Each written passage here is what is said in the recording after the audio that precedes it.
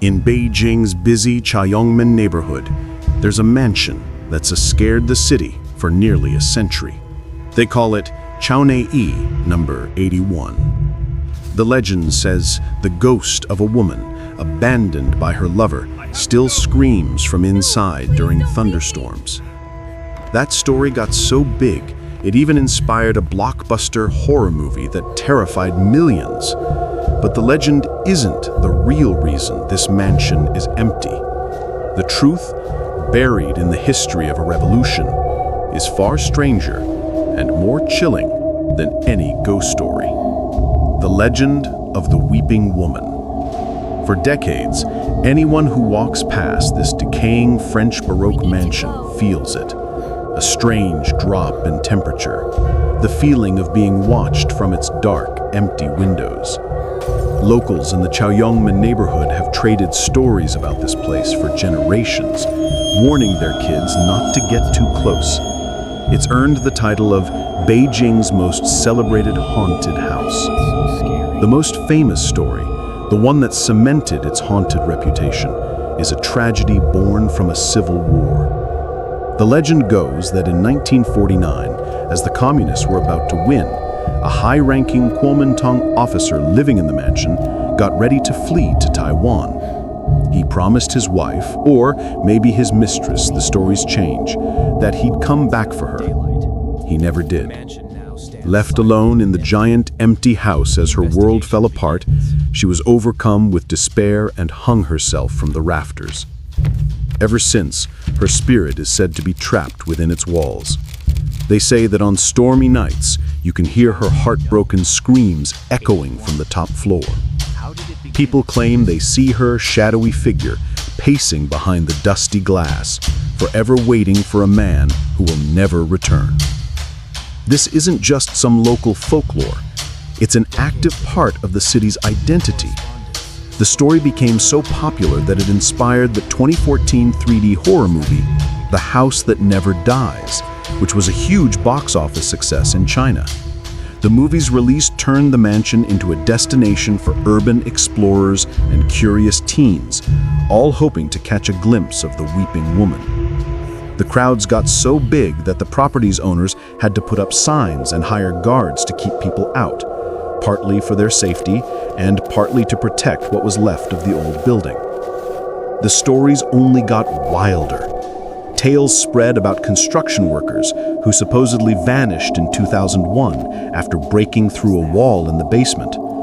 Others talk about a British priest who originally built the house as a church, but disappeared before it was finished.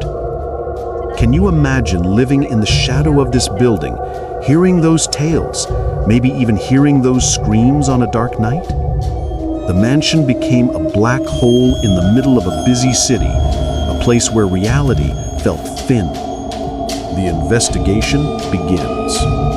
But what if the ghost stories are just that? Stories.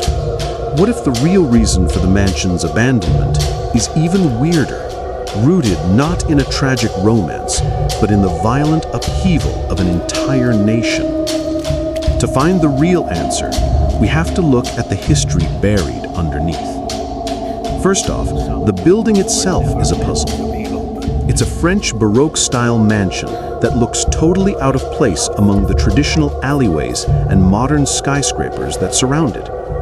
Historians can't even agree on when it was built. Some say around 1910, others point to 1922. The identity of the builder is just as murky. Was it a French railway manager named Georges Bouillard? A Catholic organization building a language school? Or was it a gift from the Qing imperial family to British missionaries? Hello? The records are a mess. This is the first crack in the popular legend. If no one can prove who built it, how can anyone be sure a specific Kuomintang officer lived there? In fact, historians have combed through the records and found no evidence that such an officer or his tragic wife ever resided at Chaonei No. 81. The most famous ghost story in Beijing appears to be completely made up. The real, documented history of the house gets clearer after 1949, with the founding of the People's Republic of China. After the revolution, the mansion was taken over by the new government and used for various state offices. It was no longer a private home or a church, it was just a government building. But its most important moment came in the 1960s, during the Cultural Revolution. During that chaotic time, the mansion was occupied by one of the most powerful groups in the country, the Red Guards.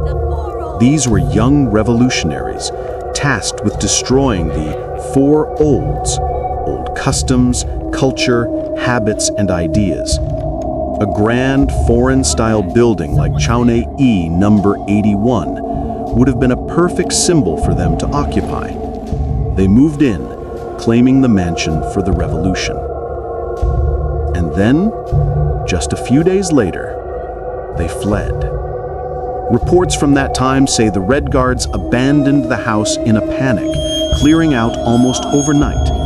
This is the core of the real mystery. Why would a fearless, politically charged group who were busy tearing down symbols of the old world suddenly run from a building? No official reason was ever given. The mansion was just left empty, and it has been pretty much abandoned ever since. We're about to get into why the Red Guards really left, and how their story accidentally created the perfect conditions for a ghost to be born. If you enjoy digging into history's forgotten corners and finding the truth behind the legends, consider subscribing so you don't miss what's next. The revelation and the real ghost. The legend says the Red Guards fled because they met the weeping spirit of the officer's wife, a force so terrifying it drove them out into the streets. It's a good story, but it ignores the political reality of the time. The more likely reason they left is far more earthly, but in some ways more chilling. The Cultural Revolution wasn't a unified movement. It was chaotic, full of intense infighting and power struggles between different Red Guard factions. It's highly probable that the group inside Chaonei No. 81 was either forced out by a rival faction or ordered to leave as the political winds shifted. Their sudden departure wouldn't have been a flight from a ghost, but a retreat in a very real and very dangerous political fight. So why did the ghost story take over? Imagine you're a resident of Beijing in the late 1960s. You see this mansion suddenly filled with the intimidating Red Guards. Then, just as suddenly, they're gone. The house is dark and silent. In a climate of extreme political paranoia, you wouldn't dare to ask what happened. Speculating about factional conflict could be incredibly dangerous. But people need to explain the unexplainable. An empty house, especially one that was just the site of intense revolutionary activity, is an unsettling void. A story is needed. So, an old narrative was repurposed. The story of a weeping woman, a ghost from a previous era, was a much safer explanation for the mansion's creepy emptiness. It filled the silence left by the Red Guards' sudden exit. The ghost story wasn't just a spooky tale, it was a cover. It was a way for people to process a trauma they couldn't talk about directly.